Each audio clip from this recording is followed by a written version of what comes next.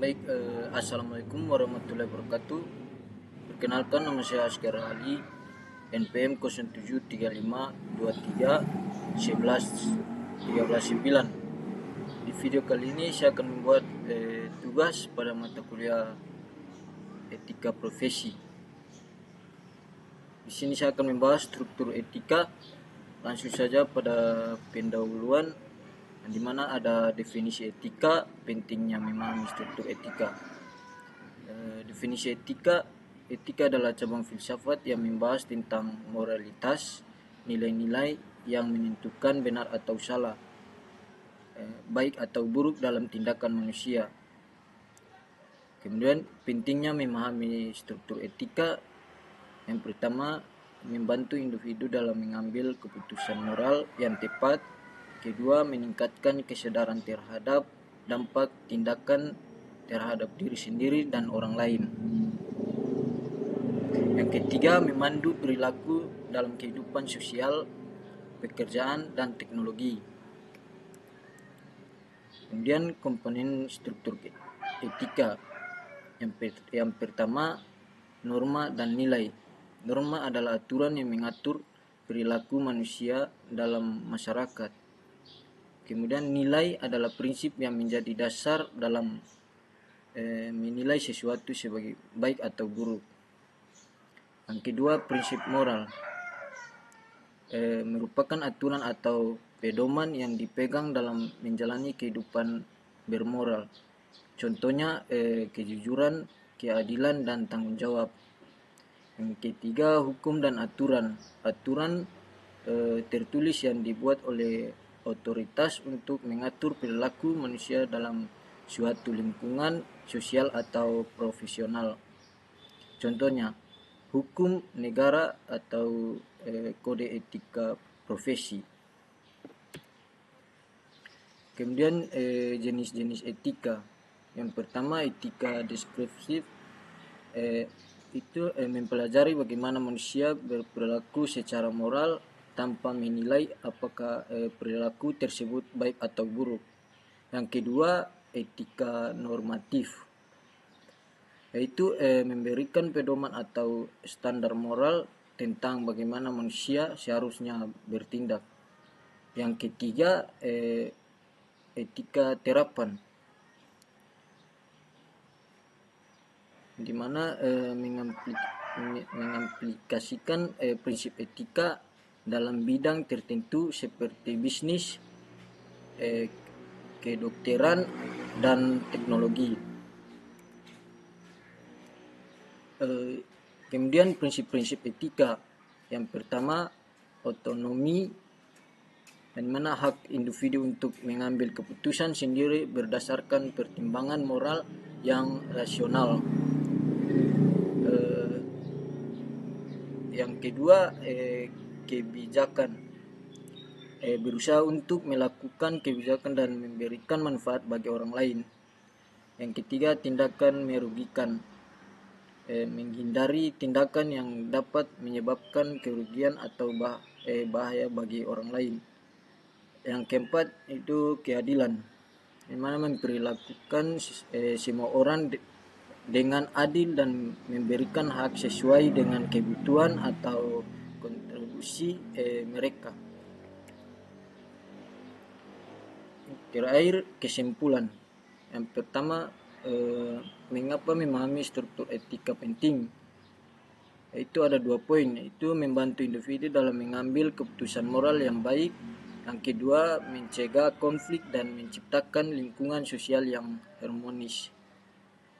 Yang kedua, dampak etika dan dalam kehidupan, meningkatkan integritas dan kepercayaan dalam masyarakat. Yang kedua, membantu dalam menciptakan sistem hukum dan sosial yang lebih adil. Baik, video kali ini cukup sampai di sini saja. Wabillahi taufiq wal hidayah. Wassalamualaikum warahmatullahi wabarakatuh.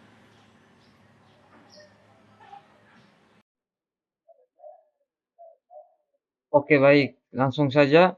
Saya Laudean Riansa dengan NPM 0735231148 dari kelas 4 IF 3. Nah, di sini saya akan melanjutkan materi yaitu kode etik profesi. Sebelum lanjut, kita harus mengetahui apa itu kode etik profesi. Nah, kode etik profesi sendiri merupakan norma yang diterapkan dan diterima oleh kelompok profesi yang mengarah atau memberi petunjuk kepada anggotanya bagaimana seharusnya berbuat dan sekaligus menjamin mutu moral profesi itu di masyarakat. Kemudian ada penerapan kode etik dalam sehari-hari. Nah, di sini contohnya itu kode etik pada perawat. Nah, kode etik pada perawat ini misalkan salah satu nih, tanggung jawab utama perawat adalah kepada mereka yang membutuhkan asuhan keperawatan. Nah, kemudian contoh yang kedua adalah kode etik seorang apoteker. Seorang apoteker harus menjunjung tinggi, menghayati, dan mengamalkan sumpah janji apoteker. Nah, maksud dari kedua contoh ini adalah kode etik sendiri ya, itu diharuskan diharuskan seseorang yang memiliki profesi untuk melakukan hal tersebut. Nah, seperti yang tadi di perawat bahwa tanggung jawab utama perawat adalah kepada mereka yang membutuhkan asuhan keperawatan. Jadi diutamakan seperti itu.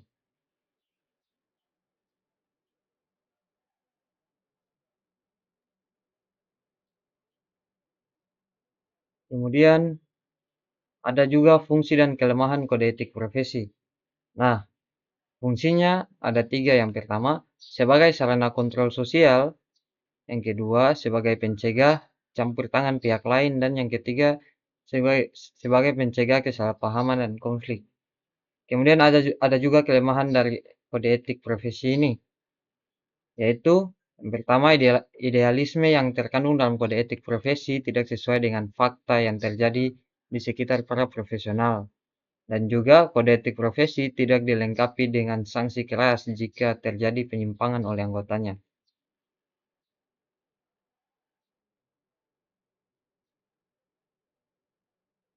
Ada juga beberapa prinsip-prinsip dasar kode etik profesi, yaitu yang pertama perilaku profesional, kemudian dia prinsipnya kerahasiaan, prinsip integritas, prinsip standar teknis, prinsip tanggung jawab, prinsip objektif, dan prinsip kompetensi, kemudian prinsip kepentingan publik, dan juga prinsip integritas.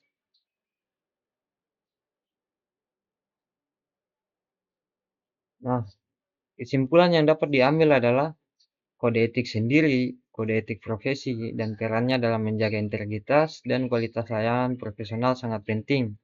Ketika kode etik ini berfungsi sebagai pedoman bagi para profesional untuk bertindak dengan cara yang etis dan bertanggung jawab, serta melindungi kepentingan klien dan masyarakat dengan memahami dan menerapkan kode etik, para profesional dapat meningkatkan kepercayaan publik terhadap profesi mereka dan memastikan bahwa mereka memberikan layanan yang berkualitas tinggi. Dalam artian apa? eh, dari kode etik mereka sendiri itu dapat menarik perhatian masyarakat baik dan buruknya, tergantung dari kode etik mereka sendiri. Ya, mungkin itu saja dari saya. Saya akhiri. Wassalamualaikum warahmatullahi wabarakatuh.